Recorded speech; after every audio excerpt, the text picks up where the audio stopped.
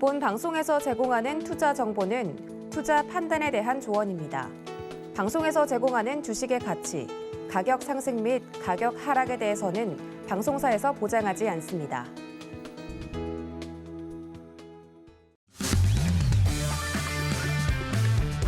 안녕하세요. 해외 시장 소식을 가장 빠르게 만나보는 시간, 해외 선물 신세계 리턴즈의 손자입니다. 간밤새 뉴욕 증시는 혼조세 보였습니다. 제롬 파월 미 연준 의장의 연임 소식에 개장 후 시장은 강한 상승을 보여줬지만 끝까지 힘을 가져가지는 못했는데요. 나스닥 지수와 S&P 500 지수는 장중 사상 최고치를 기록하기도 했지만 잇따른 지도자들의 인플레이션 우려에 대한 발언과 또 국채금리가 급등하자 이내 약세로 돌아섰습니다. 다우 지수만 홀로 상승 마감했는데요. 미 10년 만기 국채금리는 1.62%대로 올라섰습니다. 이에 기술주들이 약세를 보였고 은행주들이 일제히 상승 마감했는데요. 달러 인덱스는 강세를 보이면서 96선 중반을 웃돌며 상승 마감했습니다. 골드는 강달러와 국채금리 상승에 2.4%가량 급락하면서 1,806달러 선에 거래를 마쳤는데요. 국제 유가는 상승했습니다. WTI가 1% 넘게 오르면서 배럴당 76달러 선 부근에서 거래를 마쳤는데요. 한편 유로화는 52주 신저가를 또다시 한번 경신했습니다. 그리고 신세계 리턴즈는 주말에도 여러분들과 함께하죠. 잠시 후 출연하시는 성견 마스터님께서는 일요일 밤 9시 30분에 미 연준에 대한 무료 온라인 강연을 준비하고 계시는데요. 연준 의장의 지명을 놓고 시장이 이렇게 크게 반응하는 이유가 무엇인지 궁금하는 분들이 많아서 발빠르게 준비한 강의라고 합니다. 그리고 또 금요일 출연하시는 골드도치 마스터님께서는 토요일 밤 9시에 해외 선물 매매 기법 중에서 진입과 청산에 대해서 강의를 준비해 주셨다고 하니까요. 참여 원하시는 분들은 샵 0082번으로 문의 주시면 상세히 알려드리도록 하겠습니다. 그리고 이 밖에 해외 선물과 관련해서 궁금한 사항 있으신 분들은 노란톡 통해서 질문 보내주시면 되겠습니다. 샵 0082로 신세계라고 세 글자 적어서 문자 보내주시거나 하단으로 나가고 있는 QR코드 핸드폰 카메라 켜서 스캔하시면 바로 빠른 입장하실 수 있는데요. 들어오실 때 입장 코드는 1515 입력하시면 되고요. 보내주신 질문 내용들은 방송 중에 마스터님과 함께 실시간으로 해결해 드리도록 할 테니까요. 지금부터 바로 질문 남겨주시면 되겠습니다. 네, 그럼 본격적으로 해외 선물 신세계 리턴즈 시작해 보도록 할게요. 네, 먼저 오늘 함께할 마스터 화면 통해서 확인해 보겠습니다.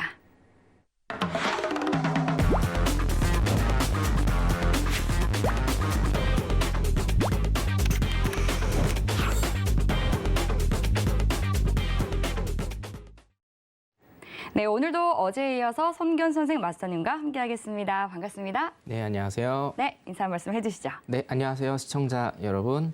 어제 방송 끝나고 가다 보니까 나스닥이 또 급락을 했더라고요. 네. 참 시장은 정말 생물입니다. 알 수가 없고 우리가 어떻게 공부를 하고 대응을 하는지가 가장 중요한 때인 것 같습니다.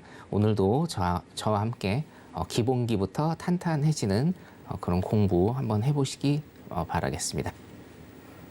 네, 마스터님 보니까 이제 이번 주 주말 이 강연을 또 미 연준, 이 페드에 대해서 강연을 또 준비해 주셨던데 원래는 강연 주제가 해외 선물 예. 특징에 대해서 준비를 하셨다가 또 이 연준 의장의 연임에 따라서 좀 발빠르게 변경을 하신 것 같거든요. 네네. 네, 이 부분에 대해서 좀 프리뷰 부탁드릴게요. 사실은 그렇게 이제 예상을 했을 겁니다. 네. 바이든이 지명을 했는데 일단 파월을 지명을 했는데 장 초반에는 저희가 예상한 대로 누구나가 다 예상한 대로 일단 굉장히 시장의 안정성이라는 것에 포커스를 맞춰서 급등을 하다가 이제 성명사가 일단은 발표가 됐죠. 조금 이따가 제가 해석본을 올려드릴 건데요.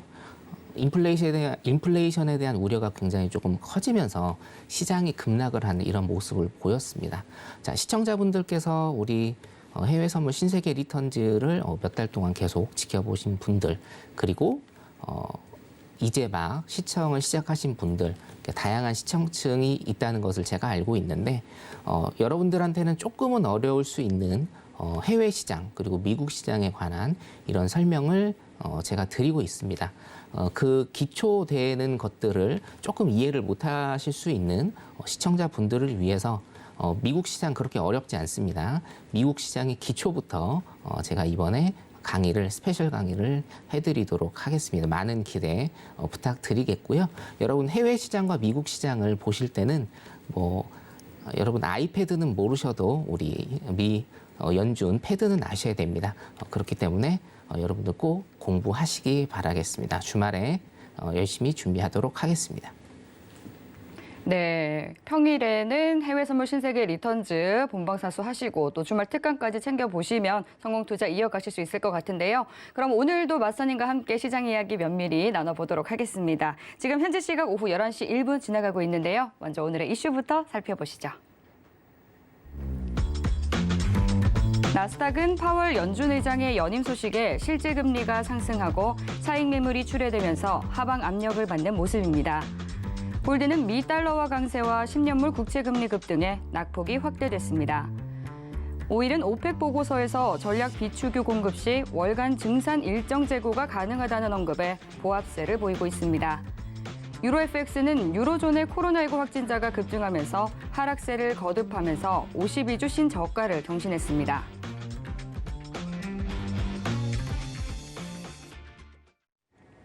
네, 나스닥부터 유로 FX까지 오늘의 주요 이슈 체크해 봤습니다. 그럼 이번에는 나스닥과 관련한 외신 기사 확인해 보도록 하겠습니다.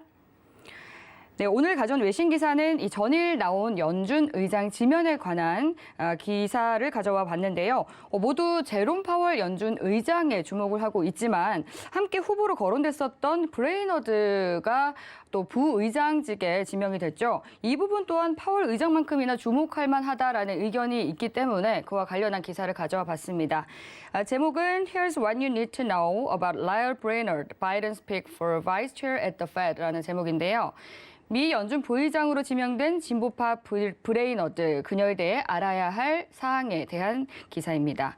내용을 살펴보면 현지 시간 22일, 우리 시간으로는 오늘 CNBC 보도에 따르면 조 바이든 미국 대통령이 제롬 파월 연준 의장 연임과 함께 부의장 자리에 레이얼 브레이너드 이사를 지명한 것은 당내 진보파를 달래려는 의도로 보인다라고 합니다. 브레이너드 이사는 연준 이사회의 주류 결정에 꾸준히 반대의 목소리를 내던 인물로 금융 규제 지지론자인데요. 또한 브레이너드 이사는 민주당 진보 진영이 중시하는 기후 변화 위기에 관해서도 계속해서 목소리를 내왔고 또 코로나19 팬데믹 이후 악화한 인종적 경제 불평등 문제 역시 공개적으로 발언을 이어왔습니다. 한 월가 전문가는 이번에 브레이너드가 의장직에는 지명되지 않았지만 통화정책 부의장 지명은 앞으로 그녀가 연준 정책 결정의 핵심에서 미래의 연준 의장 자리 또한 볼 수 있는 잠재 가능성을 보이는 것이다라고 말했는데요. 미국 민주당 진보 진영은 보다 강한 금융 규제와 또 연준의 적극적인 기후 변화 대응이 필요하다는 취지로 파월 의장의 연임에 반대해 왔습니다. 특히 대표적인 진보 주자인 엘리자베스 워런 상원 의원은 파월 의장을 위험한 남자다라고 표현을 하면서 반대 입장을 공개적으로 드러내왔는데 이 그녀는 또 중앙은행의 공식 암호화폐 도입을 지지하는 입장으로 널리 알려져 있습니다. 브레이너드 이사는 독일에서 태어나서 폴란드 등에서 자라왔고 하버드대 경제학 박사 학위를 취득한 뒤 2009년 재무부 장관 고문직을 거쳐서 2010년부터 2013년까지는 재무부 차관을 지낸 바 있는데요. 2014년 6월 연준 이사로 취임을 했습니다. 그의 배우자는 백악관의 아시아 차르로 불리는 커츠 캠벨 국가안보회의 조정관입니다. 라는 내용의 기사였습니다. 네, 추수감사절 휴일을 앞두고 또 바이든 미 대통령이 불확실성 해소를 위해서 좀 빠르게 이 연준 의장직을 지명 발표를 한 것으로 보입니다. 그렇지만 인플레이션에 대해서 또 바이든 대통령과 옐런 재무부 장관 그리고 이어서 또 이 연준 의장까지 우려를 포하자 시장도 환호를 멈춘 모습이었는데요. 이 부분과 관련해서 마스터님과 함께 보다 더 자세하게 이야기 나눠보도록 하겠습니다. 네, 마스터님, 저희가 사실 어제 개장 직후에 파동을 확인할 때까지만 해도 굉장히 큰 상승 흐름을 보고 방송을 마쳤었거든요. 네네, 그렇죠. 그런데 이렇게 또 하락 마감을 할 줄은 몰랐네요. 네. 일단은 차트를 좀 잠깐 볼까요? 네, 좋습니다. 나스닥 차트 어저께 보시면 제가 말씀드렸던 한 16,670 라인 있죠? 예, 그것을 지지를 하고 큰 상승을 일단은 보이다가 12시입니다. 어저께 밤 12시부터 굉장히 큰 하락 마감을 일단은 했고 이 하락의 여파가 사실은 우리 국내 선물이죠. 국내 선물의 하락까지 여파가 미쳤다라고 그렇게 일단 보시면 될 것 같습니다. 그 성명서를 제가 해석본을 지금 잠깐 조금 갖고 왔는데 바이든 대통령은 인플레이션을 낮추고 물가를 안정적으로 유지하는데 중점을 두고 있다고 확신한다. 완종 고용을 제공한다. 라는 이런 성명서를 일단은 발표를 했고 파월입니다. 파월은 우리는 높은 인플레이션이 미국의 가족들에게 큰 타격을 준다는 것을 알고 있다. 우리는 경제와 강력한 노동시장을 지원하고 더 높은 인플레이션이 고착되는 것을 방지하기 위해 우리의 도구를 사용할 것이라고 밝혔습니다. 자, 그리고 브레이너드죠. 브레이너드도 인플레이션을 낮추겠다는 뜻입니다라고 일단은 강조를 한 이런 성명서와 두 분의 멘트를 일단은 좀 보셨는데요. 사실 이거를 보시면 여러분들 제가 빨간 박스를 좀 쳐놨습니다. 인플레이션이라는 얘기가 계속적으로 대통령의 입에서도 나오고 의장, 부의장의 입에서도 계속적으로 나오고 있습니다. 그리고 또 한 가지 완전 고용을 제공한다라는 이런 멘트도 바이든 대통령이 했습니다. 자, 여러분 이거 혹시 기억나실런지 모르겠습니다. 제가 항상 그 플로우를 말씀을 드릴 때 최종적인 것은 뭐다? 금리 인상이다. 근데 이 금리 인상을 내년에 하느냐, 테이퍼링 시행을 하고 그 직후에 바로 금리 인상을 하느냐 아니면 한 2, 3년 정도, 1, 2년 정도 추이를 지켜보고 나서 금리 인상을 하느냐 이 두 가지는 목표는 같다라고 제가 계속적으로 말씀을 드리죠. 어느 종착역은 지금 같습니다. 하지만 그 종착역에 가는 데까지 시간이 조금 걸리느냐 아니면 곧바로 시작을 하느냐 이 두 개의 차이일 뿐 어차피 종착역은 같다라는 것을 제가 지속적으로 강조를 해드렸고 파월이 어떤 정치적인 이유 때문에 인플레이션이 굉장히 높은 상황임에도 불구하고 금리 인상에 대한 스탠스는 조금 불과 저번 달까지만 해도 그렇게 떨어뜨리는 그런 스탠스를 좀 취했는데 지금 그게 아니죠. 예. 금리 인상에 관한 얘기도 일단은 나오고 있고 자 금리 인상을 하는 전제 조건을 얘기를 했죠. 그 전제 조건 중에 가장 큰 게 여러분 혹시 기억나실런지 모르겠습니다. 고용지표였습니다. 고용지표.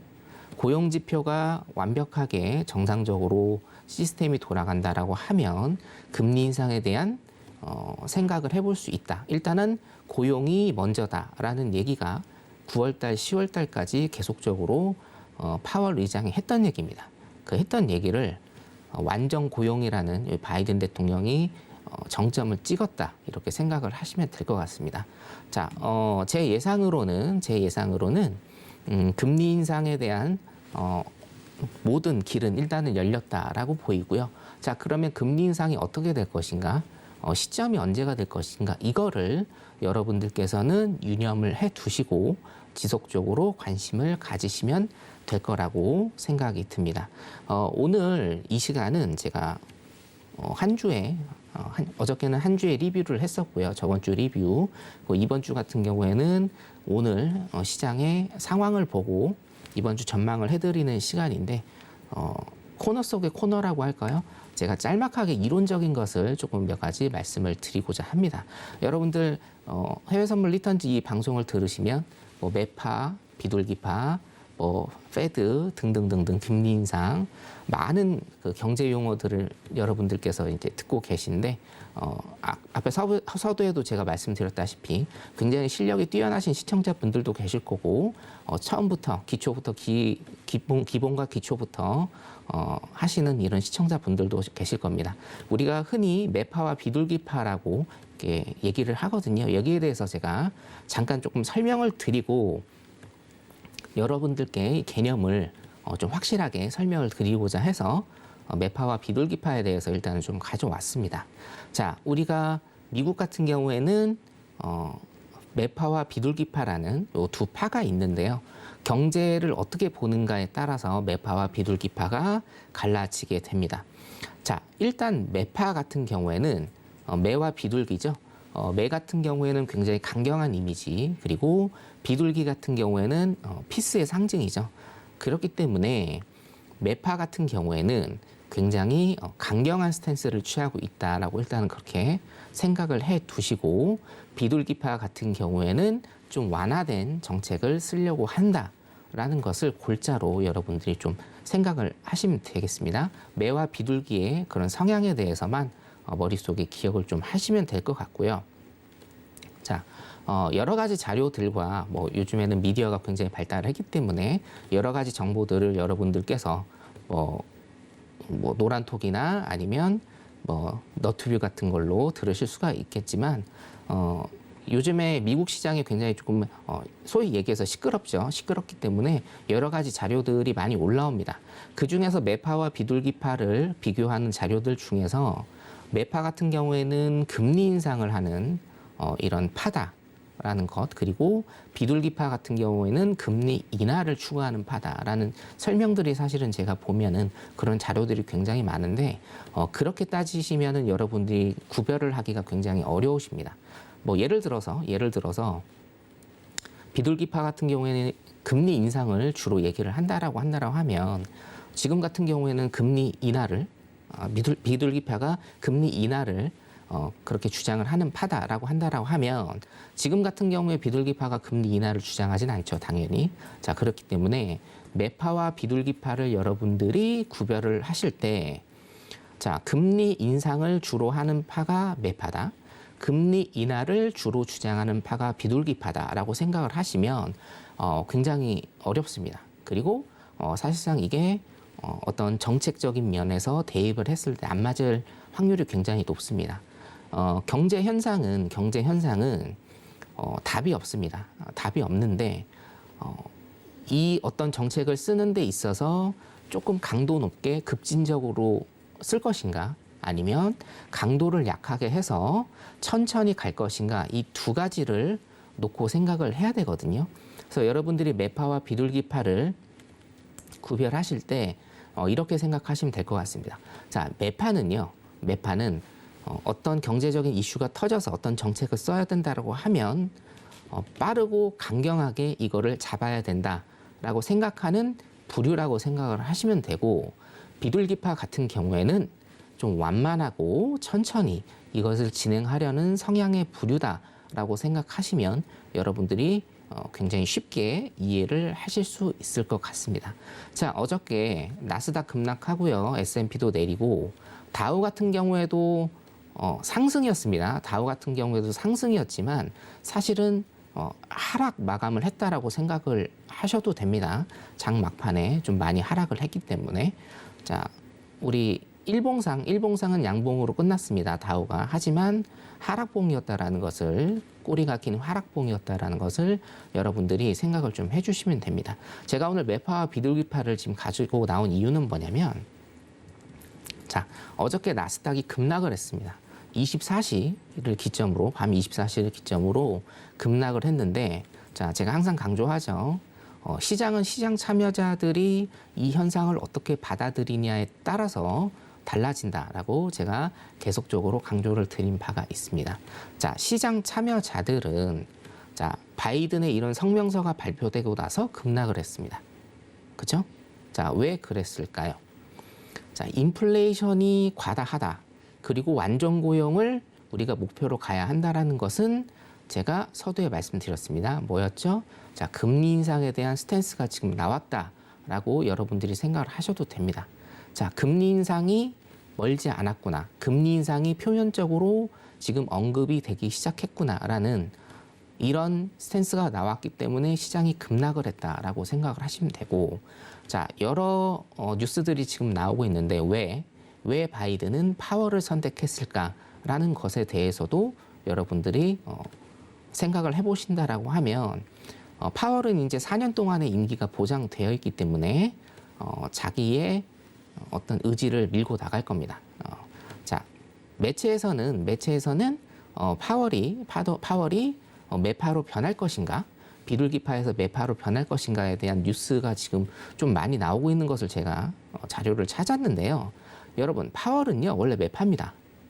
원래 매파고 정치적인 어떤 자신의 입지 때문에 지금 좀 완화된 자신의 목소리를 지금 활발하게 내지 못했다. 이렇게 일단 생각하시면 됩니다. 그렇기 때문에 파월은 원래 매파고요. 그렇기 때문에 파월은 이제부터 과다한 인플레이션을 잡기 위해서 굉장히 생각보다 더 큰 긴축 정책을 쓸 가능성이 많아졌다. 사실 제가 주말 특강이나 이런 데서 항상 말씀드리는 게 경제는 정치다라는 말씀을 좀 많이 드리거든요. 경제는 정치 논리에서 굉장히 많이 좀 좌우가 됩니다. 어느 나라나 다 그렇습니다. 지금 바이든 대통령 같은 경우에는 지지율 얘기를 제가 조금 하면 70%에서 지금 40%가 붕괴될 직전에 있습니다. 2년 차라고 하면, 미국에서 2년 차라고 하면 기본적으로 통상적으로는 지지율이 50% 정도는 나와줘야 이게 정상적인 모습인데 지금 40%가 붕괴될 예정이고요. 아마 다음 주나 다다음 주에는 붕괴되리라고 전망을 많이 하더라고요. 이게 붕괴가 된다라는 것은 인플레이션 때문에 지금 사람들이 굉장히 두려움을 갖고 있고, 물론 이제 아프간이나 이런 문제도 있겠지만 인플레이션이 굉장히 과다하다라는 그런 인식이 사람들이 정권을 위협할 정도로 지지율이 굉장히 많이 떨어지는 그런 모습을 보이고 있기 때문에 바이든 같은 경우에는 인플레이션을 잡기 위해서 자신의 모든 수단을 다 동원을 할 거고요. 그 수단을 행할 사람으로 파월을 지목했다라고 일단 여러분들이 생각을 하시면 될 거고, 긴축 정책은 지금 긴축 정책 하고 있죠. 테이퍼링을 지금 하기 때문에 이 긴축 정책은 지금보다 강도가 더 셀 거다라고 그렇게 일단 예상을 합니다. 자, 국내 선물 잠깐 보도록 하겠습니다. 국내 선물 같은 경우에는 어저께 신나게 올랐습니다. 신나게 오르다가 제가 항상 1위 1비 하지 말라는 그런 말씀을 좀 자주 드립니다. 국내 선물 같은 경우에는 이 400라인 있죠. 400라인의 박스권을 지지를 하고 올라타야 됩니다, 여러분. 예. 어저께 나스닥이 급락을 했기 때문에 우리나라 시장도 굉장히 급락을 하는 모습을 보였고요. 미국 시장이 좋을 때는 반응을 안 하고 미국 시장이 나쁠 때는 오버해서 반응을 하는 전형적인 박스장과 횡보장 그리고 대세 하락장의 모습을 지금 보이고 있습니다. 그렇기 때문에 어저께 오늘 특히나 오늘 매수 타신 우리 혹시 시청자분들이 계신지 모르겠는데 노란톡에 들어오시면 제가 매일매일 브리핑을 올려드리면서 어떻게 실전 매매를 하셔야 될지 제가 소상히 말씀을 드리고 있기 때문에 오전에 성견 브리핑만 보시는 걸로도 여러분들 아마 굉장히 큰 도움을 얻으실 수 있을 겁니다. 자, 항생 지수 보겠습니다. 항생 같은 경우에는 제가 노란톡에 이 그림 제가 올려드렸죠. 항생은 6월 1일부터 지금 거의 반년 동안 대세 하락장이다. 위로 오르는 것은 일단 기술적 반등으로 여러분들이 계속 보시면 된다. 라고 말씀을 드렸고, 제가 삼각 수렴 자리를 일단은 여러분들한테 제시를 해 드렸는데, 삼각 수렴 자리에 가서 하락으로 갈 시나리오가 가장 유력한 시나리오다라고 제가 말씀을 드렸습니다만, 삼각 수렴으로 가기도 전에 굉장히 급락을 하는 이런 모습, 지금 야간장에서도 급락을 하는 이런 모습 좀 보이고 있거든요. 그래서 항생 같은 경우에도 큰 추세의 매도 추세로 여러분들이 계속 끌고 가시는 것을 제가 권유를 드리겠습니다. 네, 지수 종목 여기까지 하겠습니다. 네, 지수별로 시장 이야기 나눠주셨습니다. 그럼 이어서 여러분들께서 노란톡으로 보내주신 모든 궁금증을 해결해보는 무엇이든 물어보세요 시간으로 넘어가 보도록 하겠습니다. 먼저 참여 방법 화면 통해서 확인해 보시죠.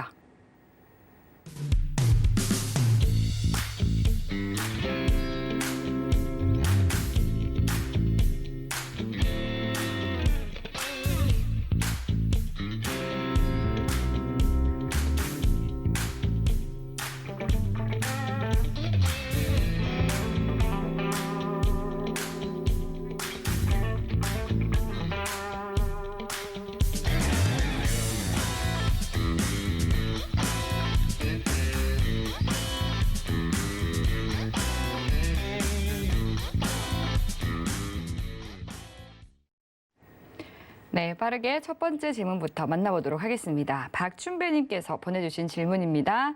어제 나스닥 선물이 급락한 이유가 있을까요? 또 오늘 국내 선물은 왜 이렇게 많이 하락한 걸까요? 하고 질문 주셨네요.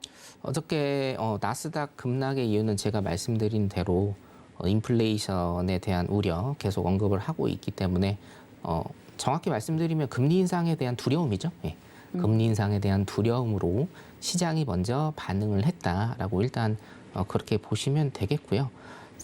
한 가지만 좀 제가 추가를 해서 좀 말씀을 드리면 이제 네. 금리가 인상이 되면 금리가 높으면 기술주가 좀 내리는 그런 현상이 좀 있습니다. 네. 아무래도 기술주라고 하면 우리나라 사실 코스닥 시장 조금 코스닥 시장에 좀 대비해서 보시면 될 것 같은데 기술주가 주식이지만 위험 자산으로 위험 자산으로 조금 분류가 되는 그런 경향이 있습니다. 그렇기 때문에 그 금리가 오르게 되면 그 위험 자산에 대한 선호도가 수요가 낮아져서 나스닥이 굉장히 좀 나스닥이 어저께 좀 많이 나스닥 선물이 하락을 하고 있다라고 일단 이렇게 또 플러스로 제가 좀 말씀을 드릴 수가 있을 것 같습니다. 네. 네, 그좀 말씀해 주신 것처럼 뭐 미국 대통령이라든지 재무부 장관 그리고 또 연준 의장들 모두 인플레이션 잡기에 방점을 두면서 그에 대한 좀 금리 인상에 대한 두려움에 따라서 그 뉴욕 증시도 많이 하락을 한 것으로 보입니다. 이어서 다음 질문 빠르게 만나볼게요. 가즈아님께서 보내주신 질문입니다. 성균 선생님 안녕하세요. 혹시 차트 공부 잘할 수 있는 방법이 있을까요? 하고 질문 주셨네요. 네, 차트는 제가 사실은 매일매일 우리 이제 방송에서 말씀을 일단은 드리는 부분이 있고요. 차트 공부를 잘할 수 있는 방법은 어떤 공부든지 정도는 없습니다, 여러분. 굉장히 많은 노력과 시간과 정열을 쏟으셔야 되는데 제가 이제 기본기를 굉장히 중요시 여기고 기초되는 이론을 굉장히 좀 중요시 여기는 사람으로서 한 말씀 좀 드리면 차트 공부를 잘할 수 있는 방법은 여러분들 항상 실시간 차트를 보고 캔들의 움직임과 이평선의 움직임을 항상 몸으로 사실은 체득을 하셔야 되거든요. 차트를 정말 뚫어지게 쳐다보시면 언젠가는 좀 우스갯소리로 차트가 나한테 말을 거는 그런 날이 옵니다. 그때 물알체의 세계라고 제가 표현을 해드리는데 차트가 난지 내가 차트인지 모르는 이런 물알체요. 그래서 차트를 굉장히 많이 보는 방법이다. 근데 그 차트를 어떻게 보느냐? 실시간 캔들과 뭐 분봉이면 분봉, 틱봉이면 틱봉, 실시간 캔들과 이평선의 흐름을 보면 어떠한 패턴이 나오게 돼 있습니다. 그 패턴을 여러분들이 찾아내시는 게 사실은 차트를 잘 보는 방법 중에 하나다. 이렇게 좀 제가 생각이 들고요. 혹시나 뭐 차트에 관해서 궁금하신 게 있으면 어차피 제 그 노란 톡방에 들어오시면 화요일인가요? 화요일로 제가 기억을 하는데 차트의 기본 수렴과 발산에서부터 캔들 이평선에 관한 것들을 제가 동영상 업로드를 해드리기 때문에 노란톡에 들어오시면 아마 많은 도움 되실 수 있을 거라고 봅니다. 시간 투자 많이 하셔야 됩니다. 이상입니다. 네, 시간과 노력에 대한 투자가 필요하다라고 답변 주셨습니다. 네, 그럼 이어서 또 다음 질문 만나볼게요. 마시자님께서 보내주신 질문입니다. 달러가 계속해서 오르는데 언제까지 오를까요? 달러에 진작 투자를 할 걸 그랬네요. 하고 질문 보내주셨습니다. 달러 같은 경우에는 달러 강세는 제가 지속적으로 말씀드리지만 좀 계속 될 거다. 최소한 금리 인상 요즘 해서 뭐 내년까지는 오를 거라고 저는 사실은 보는데. 내년 언제 정도까지 오를까요? 금리 인상을 지금 한다라고 가정을 했을 때 7월하고 11월설이 가장 유력하거든요. 예. 그때까지는 최소한 지속적으로 오를 것이다. 이유는 뭐냐면 어차피 국채금리가 오를 것이고 제가 한번 설명드렸죠. 국채금리가 오르게 되면 다른 나라에서 미국의 국채를 사려고 할 것이고 그러면 달러를 환전해서 사야 되겠죠. 달러에 대한 수요가 많아진다. 그러면 달러 가치가 당연히 높아지는 거기 때문에 여기에서도 일단 기인을 할 거고요. 지금 테이퍼링이 시작이 되면 국채 매입을 줄이죠. 그러면 어차피 거기에서도 국채 매입을 줄여서 수요가 낮아지게 되면 채권 가격이 낮아지고 거기에 따른 금리가 높아지기 때문에 달러도 같이 강세를 지속적으로 좀 제가 보기에는 내년까지는 달러에 대한 강세, 유료에 대한 약세는 좀 지속되지 않을까 좀 조심스럽게 전망을 합니다. 네, 이상. 네, 달러가 금리 인상에 들어서기 전까지는 오르지 않을까라고 의견을 주셨는데 제가 오늘 또 파이낸셜 타임즈 그러니까 외신 기사를 좀 선정할 때 보니까 파이낸셜 타임즈에서 내년에 금리 인상, 미국에서 금리 인상을 3차례나 나설 수도 있다라는 기사를 냈더라고요. 네네. 가능성이 있다고 보시나요? 충분히 있고요. 아, 세 번에서 그렇게 네 된다면 번까지 시장에 좀 큰 충격이 있지 않을까요? 시장에 큰 충격을 주지 않기 위해서 세네 번에 나눠서 두세 번, 세네 번에 나눠서 하는데 네. 여러분들 파월이 제가 매파라고 말씀을 드린 이유는 뭐냐면 네. 연결된 건데요. 공화당원입니다. 예. 공화당 당원이고요. 파월 의장 같은 경우는 이미 금리 인상을 7번을 했습니다. 자기가 직접. 예. 네. 3번, 4번 이렇게 7번을 한 사람이기 때문에 시장의 충격을 덜 주기 위해서 네. 최소한 1년에 2번에서 3번은 금리 인상이 지속적으로 될 거다라고 여러분들이 그렇게 파악을 하시면 될 것 같습니다. 네, 그리고 코로나19라는 좀 특수한 상황 때문에 역대 이 연준 의장 중에 가장 비둘기파적인 의장으로 기록이 되고 있는데 이번에 연임에 나서면서 좀 매파로 돌아설 것으로 보는 그런 시선이 굉장히 많긴 하더라고요. 네, 어쩔 수 없을 것 같아요. 지금은 정말 그렇죠. 어쩔 수 없이 강경한 네. 입장을 좀 취하지 않을까. 인플레이션을 잡지 못하면 지금 내년에 이제 미국에 중간 선거가 있는데 여기에서 바이든이 재신임을 얻지 못하면 미국은 4년 연임제지 않습니까? 네. 다음 정권 어떻게 될지 모르기 때문에 무조건 인플레이션은 어떤 수단과 방법을 써서라도 잡을 겁니다. 단 이제 이거는 있죠. 왜냐하면 돈을 지금 풀어야 되는 상황은 맞아요. 다시 돈을 좀 풀어야 되는데 돈을 또 걷어야 되는 이런 굉장히 아이러니한 어려운 상황이기 때문에 파월의 임명도 그만큼 굉장히 늦어지지 않았나 이렇게 보고 있으니까 여러분들도 시청자분들도 좀 관심 있게 보셨으면 좋겠습니다. 네, 그렇기 때문에 또 인플레이션에 대해서 더욱더 강조를 하고 있는 것 같습니다. 네, 그럼 이어서 다음 질문 만나볼게요. 박나리님께서 보내주신 질문이고요. 비축유 방출에 대해서 전격적인 발표가 있은 직후에 오일이 치솟고 있는데 이슈 발표로 생명이 다한 걸까요? 아니면 오일이 병곡에 이른 걸까요? 하고 질문 주셨네요. 네, 박나리님 개인적으로 네. 제가 굉장히 감사드리고요. 노란 톡방에 굉장히 활발하게 네, 맞습니다. 응원해 참여 주시고 많이 해주고 네네, 계시죠. 감사드립니다.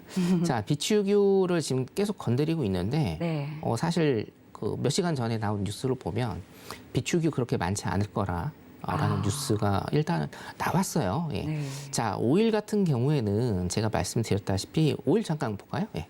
차트 잠깐 보겠습니다. 네. 시간 관계상 오일을 제가 조금 못 봐드렸는데 오일 같은 경우에는 제가 말씀드린 대로 72달러 중반까지는 열어두시는 이런 모습을 여러분들이 생각을 하시면 되고 어차피 지금 화요일이고 오일 같은 경우에는 제가 말씀드렸다시피 화요일까지 이쪽을 찍느냐 혹은 재교 지표의 힘을 얻어서 밑으로 다시 가느냐 사실은 둘 중에 하나. 만약에 이게 오일이 다시 비축유가 그렇게 많지 않다라는 게 사실이어서 다시 한번 위로 솟구친다라고 하면 매수 포지션은 여러분 지금 보시는 게 아닙니다. 안타깝지만 지금은 매수 포지션을 보실 때가 아니고요. 매도 포지션을 보시는 게 왜냐면 지금 이평선이 지금 완전히 내려왔기 때문에 매도 포지션을 일단은 보시고 매수 포지션 같은 경우에는 정배열일 때 들어가시는 게 가장 좋습니다, 여러분. 정배열이 되려면 시간이 조금 많이 걸릴 것 같아요. 제 예상으로는 한 2주 정도 걸릴 거니까 만약에 매수 포지션으로 가신다라고 하면 12월 초 정도, 12월 첫째 주 지나서 아마 제가 12월 둘째 주 정도에 여러분들한테 매수 포지션을 봐도 될 것 같습니다라고 말씀을 드릴 그런 가능성이 큽니다. 그래서 생명력은 지금 다한 거는 절대 아니고요.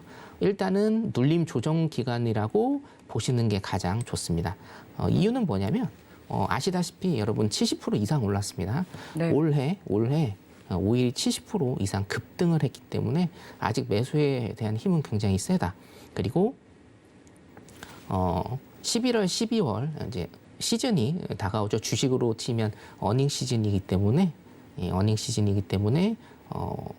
상승세가 꺾이지는 않았다. 지금 꺾였지만 장기적으로는 아직도 상승세 살아있다. 이렇게 보시면 될 것 같습니다.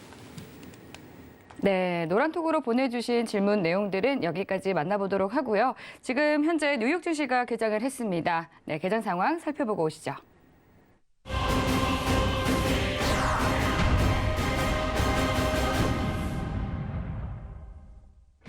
조금 전 출발한 뉴욕 증시 3대 지수는 혼조세 보이고 있습니다. 네, 먼저 주요 상품 시세 살펴보겠습니다. 나스닥 시세입니다. 0.25% 하락한 16,344포인트 선 지나고 있습니다. 이어서 골드입니다. 골드는 0.97% 내린 1,788달러 선 지나고 있습니다. 이어서 골드입니다. 오일입니다. 오일은 1.41% 오른 77달러 선 지나고 있습니다. 이어서 유로입니다.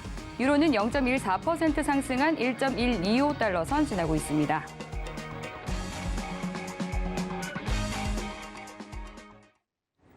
네, 그럼 이어서 각 상품별 대응 전략 마스터님께 팻말 통해서 확인해 보도록 하겠습니다. 먼저 나스닥 현재 개장 파동 구간에서 어떤 전략 가져가면 좋을지 팻말 통해서 확인해 볼게요. 준비해 주시고요. 들어보겠습니다. 하나, 둘, 셋.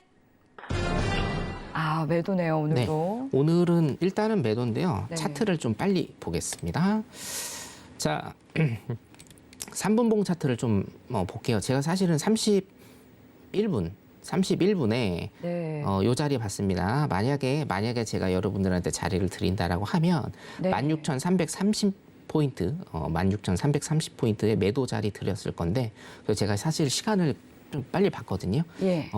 치고 들어갈지 아니면 기다릴지 제가 좀 고민을 했는데 16,330포인트 일단은 매도 자리 하나 나왔고요. 예. 여러분 일봉상으로는 근데 많이 갈 자리는 없어요. 지금 보면 16,160포인트, 16,160포인트입니다. 16,160포인트까지 자 매도 포지션을 지금 갖고 계신 분들은 16,160포인트까지 일단은 보시면 되고 자 16,330포인트가 일단은 맥점이었는데 요거는 일단 좀 흘러갔다라고 지금 보시면 될 것 같고요. 자 그래서 종합적으로 제가 정리를 해드리면 지금 포지션을 갖고 계신 분들은 어차피 16,330에는 못 들어가셨을 테니까 매도 포지션 갖고 계신 분들은 16,170에서 160입니다. 16,160에서 170 사이에 거기까지 일단은 좀 보시면 될 것 같고 지금 포지션이 없으신 분들은 지금 보면 지금 하락장이죠. 하락장이기 때문에 단기적으로 하락장입니다. 물론 매수장입니다. 물론 매수장이지만 단기적으로는 하락장이기 때문에 매수 포지션을 지금 보시는 것보다는 매도 포지션에 타점을 정하셔서 가시는 거를 일단은 좀 추천을 드립니다. 조금 넓혀 볼게요. 넓혀 보면 어차피 그 전저점이 300라인입니다. 16,300라인이기 때문에 자, 전저점을 딛고 올라서는 모습을 보이든지 아니면 전저점의 저항을 받고 다시 밑으로 여기 선들이 많죠. 16,274 라인도 있고요. 굉장히 많기 때문에 제가 하나 좀 짚어드릴게요. 자, 매도 쪽 보시는 분들은 16,300포인트, 16,300포인트 뚫고 저항을 받는지 체크 한번 하시고 16,274포인트입니다. 16,274포인트를 뚫고 저항을 받는지 보시면서 지속적으로 체크를 좀 하시면 되겠고 최종적으로는 제가 말씀드린 대로 16,160에서 170포인트, 16,160에서 170포인트까지 일단은 끌고 가는 이런 전략을 구사하셔라. 그리고 무포지션인 분들, 지금 자리가 없으신 분들은 일단은 대기를 하시다가 매도 쪽으로 일단은 다시 한번 생각을 하시는 이런 매매 하시면 될 것 같고요. 제가 말씀드린 대로 지금 288라인까지 찍었네요. 자, 일단은 300포인트를 돌파를 했고 이게 저항이 돼서 다시 밑으로 가는지 일단 보셔야 됩니다. 재밌습니다. 굉장히 그죠? 크게 내리고 쭉쭉, 있네요. 네네, 쭉쭉 내리죠. 네, 조금만 더 인플레이션 받을게요. 우려에 대한 반응이 계속 지속되는 거겠죠? 예. 아무래도 이게 어저께 같은 경우에는 제가 네. 파월이 딱 되고 나서 이게 네. 단기적인 이슈 이벤트일 것이다라고 제가 그렇게 어저께 생각을 했는데 네. 어저께 새벽 이후로 제가 인식이 다 달라졌습니다. 어차피 시장은 생물이기 때문에 예. 고집 피우면 안 됩니다, 여러분. 고집 그쵸. 피우면 고집 피우면 굉장히 큰일 난다는 건 시청자분들께서 다 아실 거고 네. 지금 전개되는 이런 스토리를 좀 보게 된다라고 하면 왜 굳이 파월을 지명을 할 거면서 정말 데드라인에 임박해서 지금 지명을 했잖아요. 그러게요. 예. 그러면 파월한테 일단은 다 맡기는 거죠. 바이든이 차마 하지 못하고 차마 얘기하지 못하는 것들을 파월이 지금 대신 할 거라고 그렇게 생각을 합니다. 아, 자, 그래서 뚝뚝 빠지네요. 네네. 일단 5일선까지 보시면 되고요. 제가 말씀드린 라인이 지금 274라인인데 281라인까지 일단 왔습니다, 여러분. 자, 요거 뚫고 다시 저항 받고 밑으로 가는지 보시고요. 자, 이게 지금 한 가지 기술적인 거를 제가 좀 말씀을 체크를 해드릴게요. 쭉쭉 빠지다가 지금 반등으로 큰 장대 양봉이 나오고 있습니다. 자, 어떤 주식이든지 어떤 선물의 상품이든지 간에 눌림 조정은 무조건 주게 돼 있습니다, 여러분. 끝까지 오르는 주식 없고 끝까지 내리는 주식 없죠. 끝까지 오르는 상품 없고 끝까지 내리는 상품 없습니다. 자, 이평선을 이때 좀 보셔야 돼요. 아까 우리 차트 공부 어떻게 하느냐. 네, 팁 좀 주시죠. 보시면 자, 캔들과 이평선을 제가 실시간으로 굉장히 잘 보라고 말씀을 드렸습니다. 쭉 보시면 자, 네. 이평선입니다. 이평선 같은 경우에는 지금 굉장히 이격이 좀 많이 벌어졌습니다. 제가 말씀드렸죠. 계속 내리고 계속 오르는 것들 없습니다. 자, 이격이 좁혀지면서 어떤 한 점, 한 가격에서 수렴이 다시 되고요. 그 수렴 지역에서 위든지 아래든지 다시 발산을 이루는 게 차트의 본질입니다. 따라서 5일선과 이평선이 이렇게 이격이 많이 벌어졌다라는 것. 자, 급등은 급락을 초래하고 급락은 급등을 초래한다. 이 말이 왜 맞냐면 이평선의 이격이 이렇게 벌어진다라고 하면 자, 급락을 했잖아요. 그러면 올라가면서 이평선을 줄이게 됩니다. 이평선의 이격을 줄이고 이평선의 이격을 줄이면서 다시 하락을 하고요. 혹시나 이게 다시 올라온다라고 하면 이평선의 간격이 줄어들면서 5일선과 21선이 만나는 그 점에서 수렴을 하고 거기에서 위쪽으로 다시 발산을 하는 이런 차트의 모습이 나오기 때문에 자, 이평선이 지금 5일선이 위로 가고 21선이 밑으로 내려오면서 이평선의 이격이 줄어들고 있죠.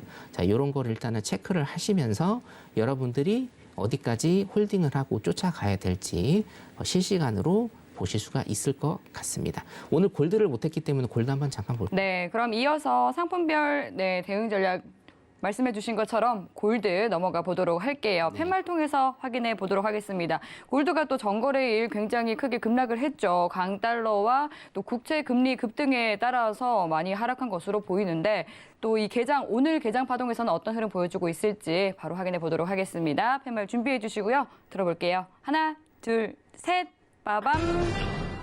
오늘도 매도인가 보네요. 네, 차트로 바로 갈까요? 네, 좋습니다. 자, 골드 같은 경우에는 조금 많이 좀 아쉽습니다.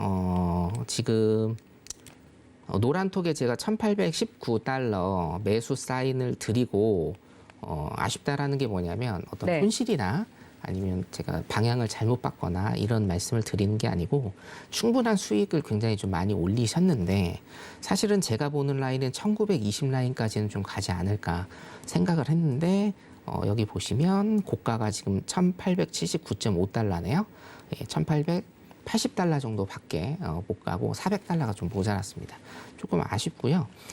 분봉을 잠깐 좀 보도록 할게요. 분봉 같은 경우에는 자, 일봉 먼저 보겠습니다. 죄송합니다. 일봉 같은 경우에는 지금 하락 패턴입니다. 하락 패턴이기 때문에 이게 1770달러. 1770달러까지 오늘 찍을 가능성이 좀 굉장히 많아 보이고요. 1770달러까지 일단은 매도 포지션을 갖고 계신 분들은 요선까지 일단은 보시는 거를 제가 추천을 해드리고 자, 지금 포지션이 없으신 분들은 다시 보셔야 됩니다. 무슨 얘기냐면 자, 단기적으로 5분봉 지금 보고 있습니다. 단기적으로 5분봉 같은 경우에는요. 지금 1796달러입니다. 일목 하단이거든요. 1796달러까지 반등을 줄 수 있는 충분한 지금 그림이 나오고 있습니다. 따라서 지금 포지션이 없으신 분들은 지금 매도나 매수를 들어가시는 게 아니고 자, 이거 제가 굉장히 많이 말씀을 드리는 페이크 차트의 전형적인 모습이거든요. 이게 자 시나리오를 제가 말씀드릴게요. 1,796달러, 1,796달러까지 이게 만약에 찍는다라고 하면 이때 포지션을 다시 보셔야 됩니다. 이때 매도를 들어가라, 매수를 들어가라는 얘기가 아니고 1,796달러까지 이게 만약에 반등을 준다라고 하면 이때 매수 포지션, 매도 포지션을 다시 보시라. 시나리오 1. 자, 시나리오 2는 뭐냐면 이게 사실은 제가 굉장히 좋아하는 차트의 모습인데요. 내일 노란톡에 한번 제가 띄워드리겠습니다. 제가 보기에는 이거 지금 내려갑니다. 예, 제가 보기에는 요 지금 골든 크로스 나왔습니다. 5일선이 21선 위를 타는 골든 크로스가 나왔는데 제가 보기에는 이거 페이크고요. 이 밑으로 아마 내리 꽂을 것 같습니다. 예, 내리 꽂아서 이게 시나리오 2입니다. 이게 시나리오 2입니다. 그래서 시나리오 1이 원으로 갈지 시나리오 2로 갈지는 내일 아침에 일단 제가 노란톡에 올려드리도록 하겠습니다. 자, 무포지션이신 분들 제가 종합적으로 정리해 드릴게요. 지금 포지션 보지 마시고 이게 시나리오 1 위쪽으로 가시면 매수 매도를 다시 보시는 것. 자, 시나리오 2는 5일선과 21선이 수렴하는 이 지점이 있을 겁니다. 지금 캔들이 3개, 4개 정도 지금으로부터 한 15분 내지 20분 정도 있다가 한 24시 정도 되겠네요. 24시 정도 되면 이게 데드크로스로 아마 꺾일 그런 지점이 있을 겁니다.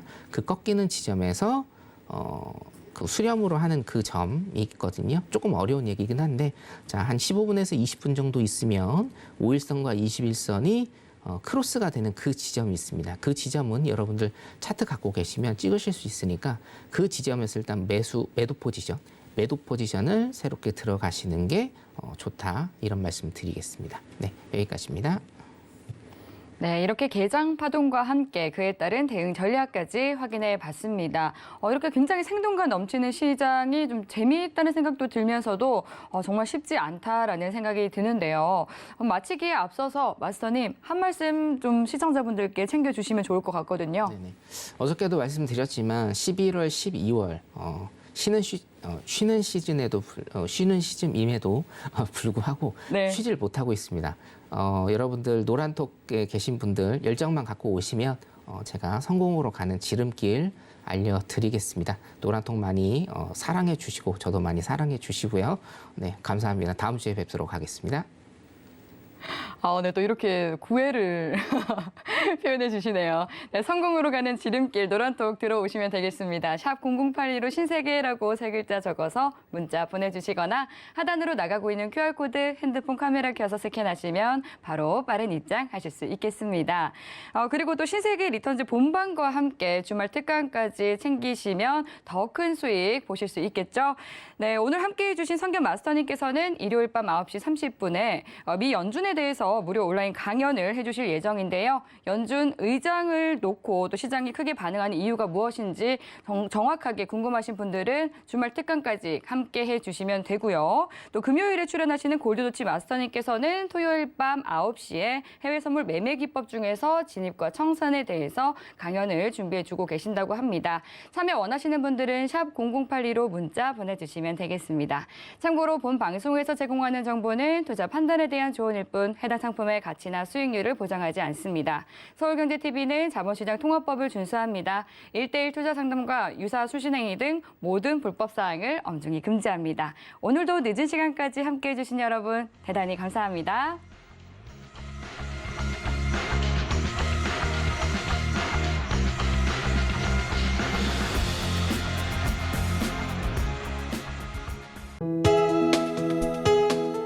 본 방송에서 제공하는 투자 정보는 투자 판단에 대한 조언입니다. 방송에서 제공하는 주식의 가치, 가격 상승 및 가격 하락에 대해서는 방송사에서 보장하지 않습니다.